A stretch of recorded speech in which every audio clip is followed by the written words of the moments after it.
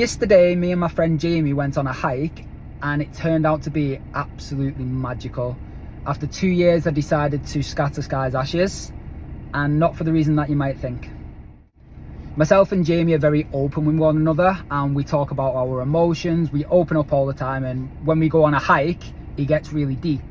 Now, we went to a place that we visited at the beginning of the year. We found it for the first time, and I've been back many times because I've had some crazy experiences there. It's on ancient burial grounds. There has been spiritual rituals there throughout the ages, and you can just feel the energy in certain areas. Well, you can throughout the whole place, but in certain areas there's lots of wisdom there and you can learn. It's incredible. So when we got there, the energy just hit us straight away. It just hit us straight away. We was around all the old structures and we just hung around there for a little bit, and there's lots of wisdom. Like I said, there's lots of wisdom there. If you sit and meditate, you start to get visualizations, downloads. It's insane. It is insane. Now, when we was there, we got a feeling that it didn't want us. There's a certain area that it doesn't want you to hang around for too long. You get the wisdom, you get the knowledge, and then it wants you to move on. It doesn't want you to be on your phone there either. It just doesn't. Every time you pull your phone out, the wind comes crashing down and tries to blow the phone out your hand. Every time I've been, a crow, if you want to call it your spirit guide, which I personally do, but whichever perspective you want to look at it, a crow comes down to me and I'm literally sat with a crow next to me. The crow tells me where to go. I follow the crow when I go to this place. I was telling Jamie about this, and as I was telling him, the crow come, and then the crow started flying off. It's like, right, it's time to go. So we followed the crow, and this was the whole point of the journey. We had no destination. We were just gonna go where the land wanted us to go.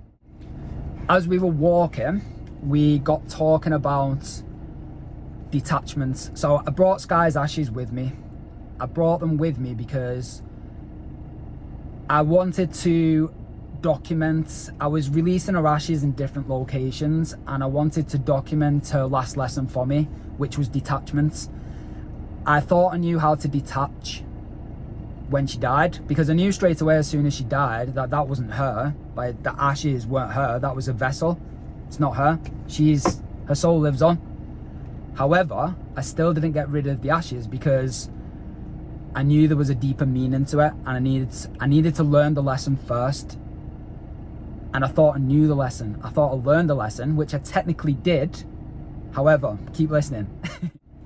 As we were talking about this, Jamie got onto, because we got onto people masking their emotions with certain substances, etc.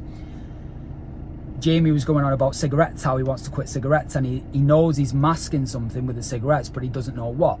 So I started talking to him about detaching. So he needs to go back to that point in his life. He needs to feel the emotion and go back to the first time he can think of when he felt that emotion, and then he needs to sit with it until it goes. And that, essentially, you keep doing that until you detach from it. Okay? Sometimes you can do it in one session. It depends how deep rooted it is, and it depends how deep you go into it. Anyway, we stopped for a second and we was like, right, which way are we going to go? We're like, just listen to the land. And the wind started blowing a certain way, the birds started tweeting a certain way, everything was telling us go this way, away from everything, go this way. So off we went. As we were going through all this barren land, and the wildlife was crazy, the insects were everywhere, and we were literally covered from head to toe in all of these insects. I couldn't even see my hoodie because there was that many green flies, like bright green flies all over us. Jamie was in front of me like this. And I would say, like, especially from what I learned from the retreats last week, being the now, that is a distraction. Like, Jamie, it's a distraction. Carry on. It's just a distraction. Focus on the now. Focus on your breath. So we're going nipple deep through all of these bushes covered in flies, just going through the adversity. And this is what we were talking about, going through adversity to get to the other side. Hiking is just life. It really is. It's just life. Once we come out, I fell over, and as I got up, I was just about to walk off, and I was like, no, I knew something wanted me to see something, and as I look back, I had a visualization of a stream, like a stream just come to me. And I just said to Jamie, we're going to a stream. That's where it's taking us. It's taking us to a stream. Where we was, there was no water anywhere in sight. We carried on a little bit further and we heard water trickling. I was like, there you go. I was like, this isn't it though. This isn't what I've seen. We carried on a little bit more and then we come to a standstill. And we both wanted to head into this direction of this rock that we could see. But then all of a sudden, Jamie said, I'm feeling it wants us to take comfort. And we headed this way. And just in the middle of nowhere was just this one tree standing alone in the shade. And it was just perfect. So we went there and we sat there. As we were sat down, I heard water. I got up and the stream that I saw was there. It was just there. So I sat down in the stream. I was walking barefoot as well. And I sat in the stream with my feet. And as I looked down at my foot, my little toe was all swollen. I noticed this on the retreat last week. My little toe was all swollen, but now it had like, I don't know if it had got bit while I was out there, but it had like this big cyst on it. And I had this thought creep into my mind just there and then that I was going to lose my toe. I don't know why, but I did. And I let my emotions get in the way and I started to feel faint. Now, one thing that I'm always saying on my page, I'm always saying to everyone, you are not your body, you are not your mind, you are your soul. And I'm a big believer in, until you experience something yourself, you can't really teach it. You need to experience these things yourself. And in that moment, I genuinely felt like I was going to lose my toe and I panicked. I started getting all hot, sweaty. I took my top off. I was washing my face with all the water, trying to cool down. And then I went over to Jamie and I was like, Jamie, I think I was just about to say, I think we need to go. Like, I'm not feeling the energy here. It's special, this place. It's so special. Like, I can't explain enough like the vibes that this place brings. But as I was doing it, Jamie just held his hand up like that to stop me. He was going through his thing. He was like, I've just got the urge to detach from the cigarettes now. I'm doing it. I was like, okay, dude, go for it.